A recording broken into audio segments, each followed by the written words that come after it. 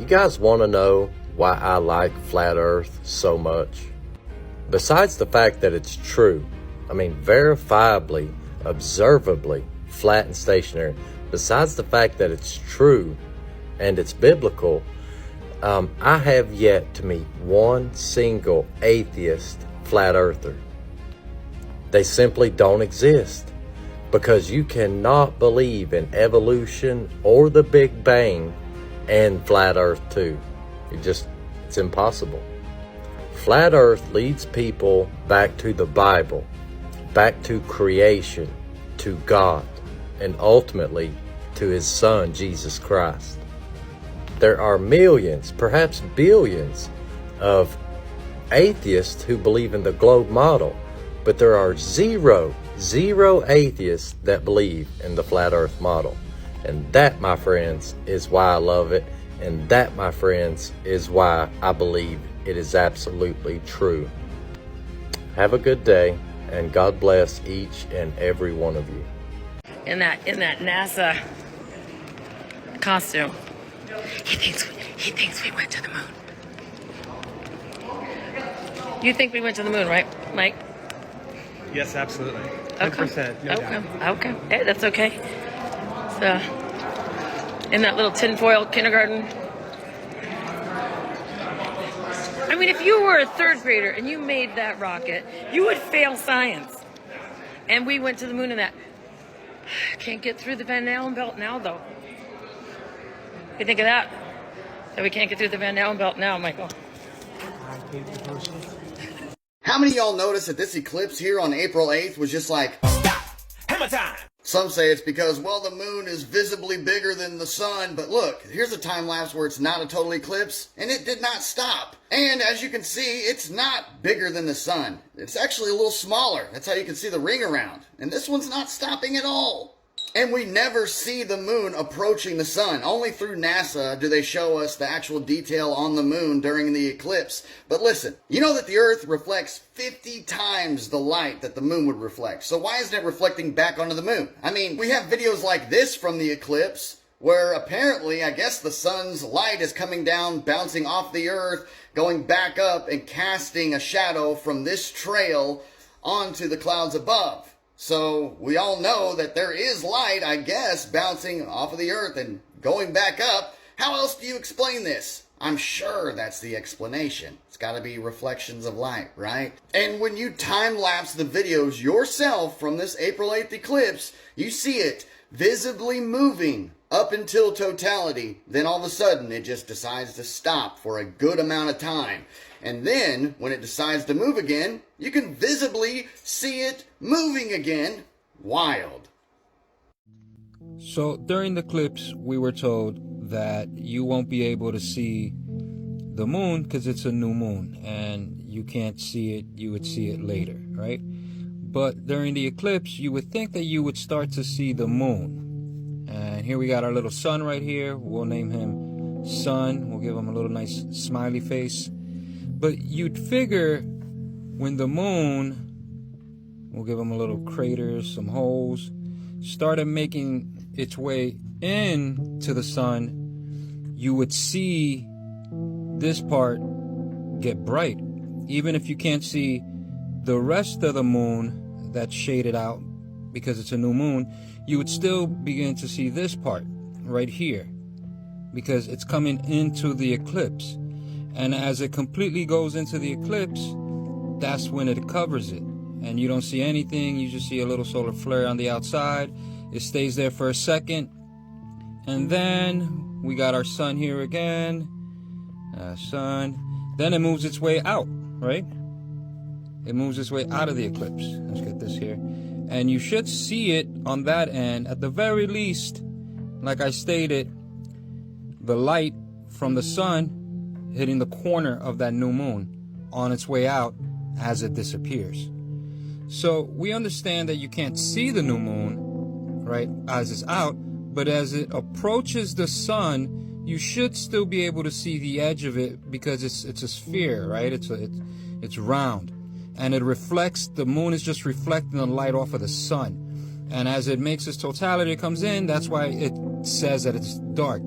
Then it makes its way back outward this way, a little nice arrow so you can see it, and you see the other side of the moon as it disappears because we don't get to see it. So why is it in the videos you don't see the moon at all out here? You only see it as it's entering into the physical sun. You only see it making its way in, and then you see it making its way out. But you don't see the moon anywhere else on the side. That seem a little bit suspicious to you guys? Anybody got with an answer, let me know. Alright, have you guys seen this thingamajig in the sky from California? Alright, I don't know what it is. I tried to take a closer look. This thing was hard to track and follow, but I was like zooming in on my phone and I got a lot of screenshots that I'm going to show you guys. But this thing's floating around. There's a lot of theories. Some people think it's an angel. Some people think it's an astronaut that got lost in space and is floating around the sky. There's all kinds of theories. To me, it looks like an angel doing a ninja kick. I don't know. Look at these photos. I tried to get up close. I got this photo. This one here, about to kick me in the head.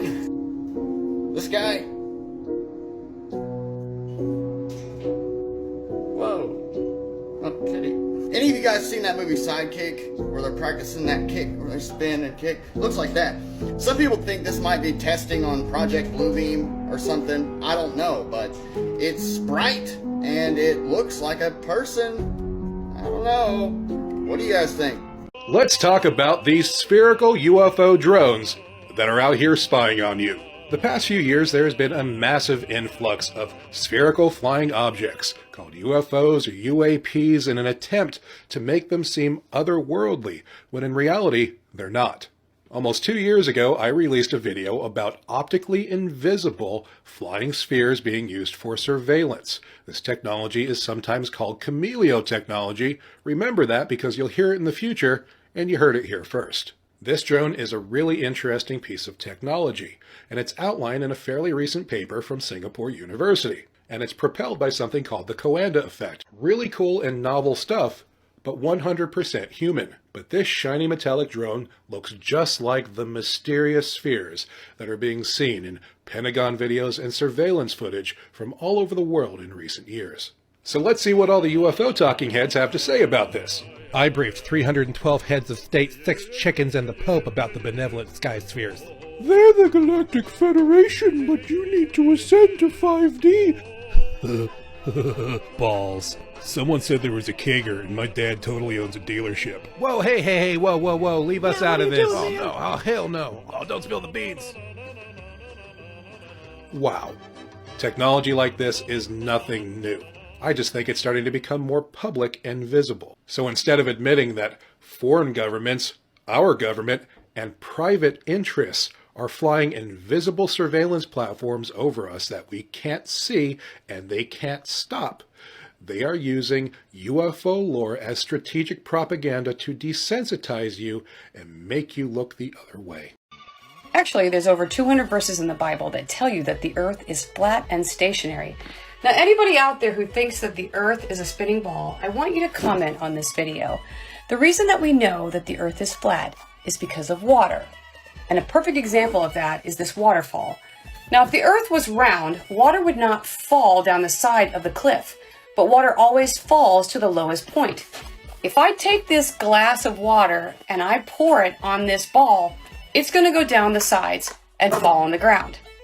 And in order for you to convince anyone that the earth is a spinning ball, you're going to have to figure out how to convince us that water, massive amounts of ocean water, sticks all around to the sides and the bottom of the ball. You can't, because the earth is flat. Even the firefighter agrees that the water he sprays always goes back to level, just like it does all across the earth. Well, the powers that be don't want you to believe in the Bible, and the Bible confirms flat earth in many, many verses, which also then, if the earth is flat, would validate the truth of the Bible, which would then turn around and validate God as our creator and designer. It would also show that we're in a closed system and there's no outer space and there's no space aliens, that the spirits around us are demons. And the powers that be don't worship God, they worship Satan, and that's why everything in our world system is controlled. And to understand our world system, you have to understand mind control. See, the Bible is truth. God gives us free will. He sent his only begotten Son, Christ, to die on the cross because he is the way, the truth, and the life to get to God. Satan is the father of lies, and he wants to keep you blind to the truth of how our world really is and who God is and that God actually exists. And Satan's ultimate goal is for you not to worship him, but for you not to worship God.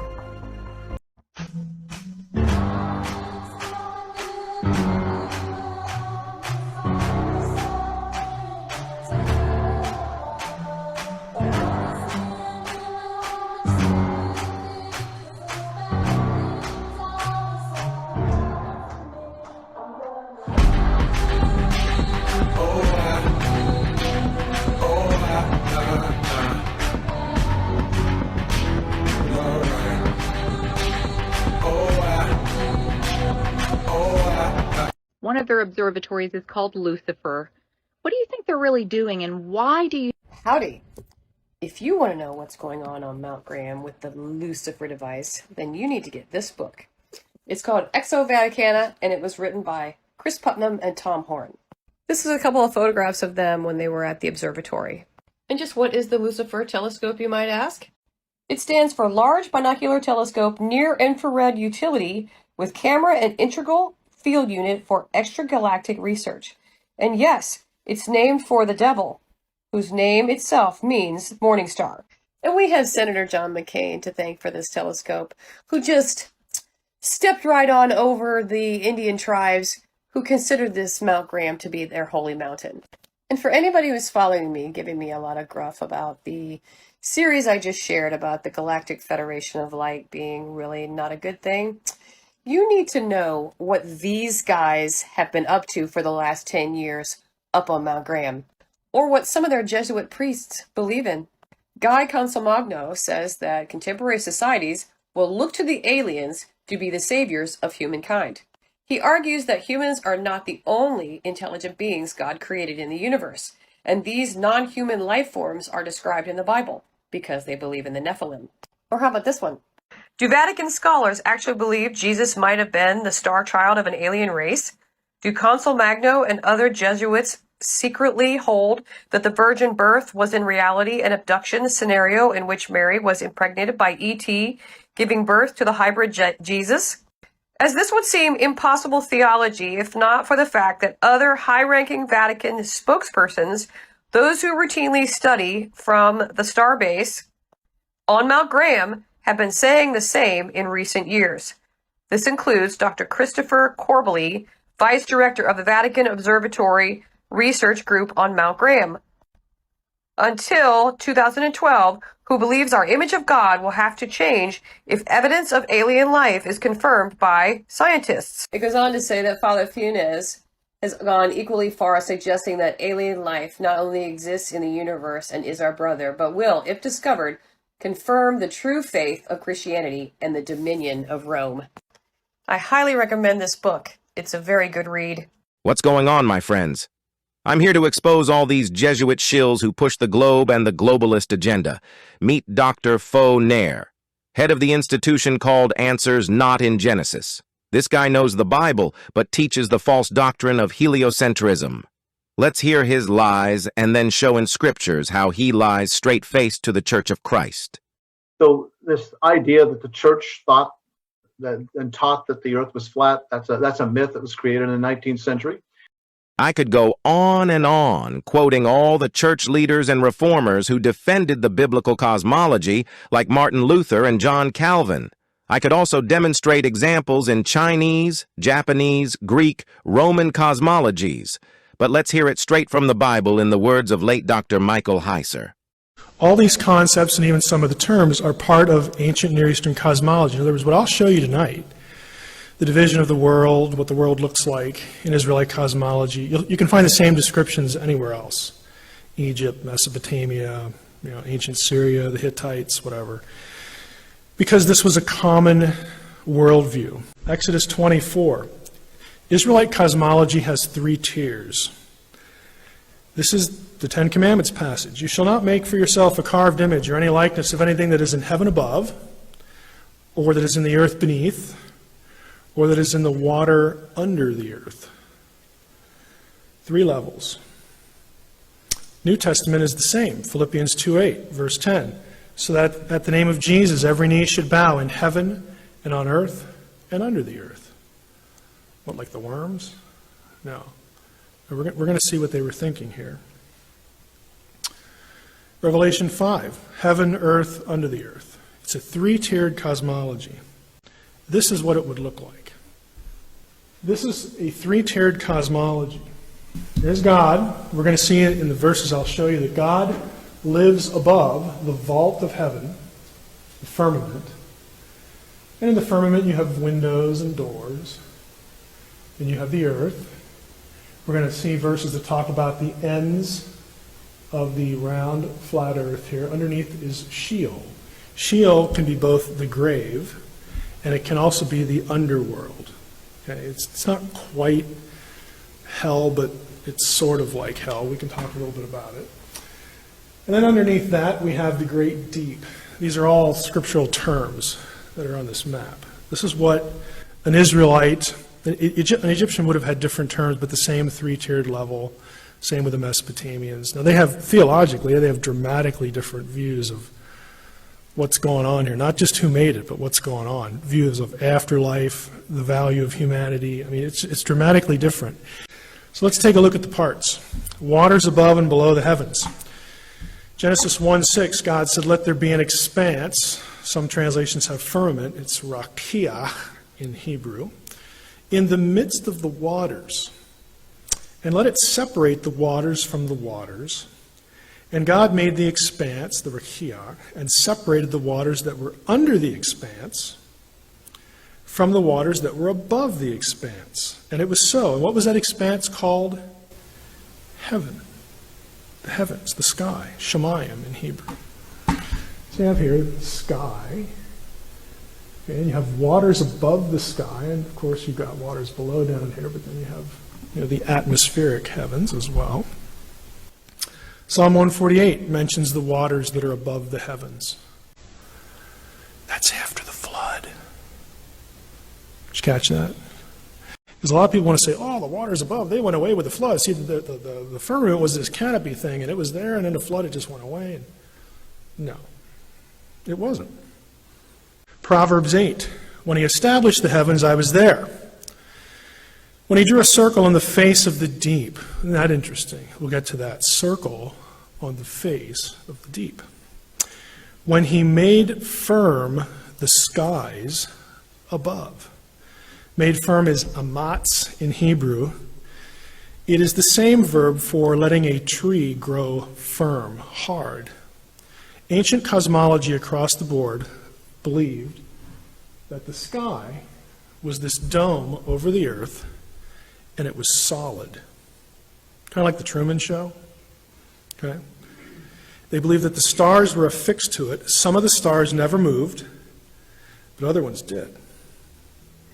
And the ones that did, this is why the word stars is attributed to the sons of God and to angels in biblical literature. They believed that the stars were animate beings, that they were really divine beings, and then they'd come to earth as angels, but they lived up there. They believe that this is there's a solid expanse over them.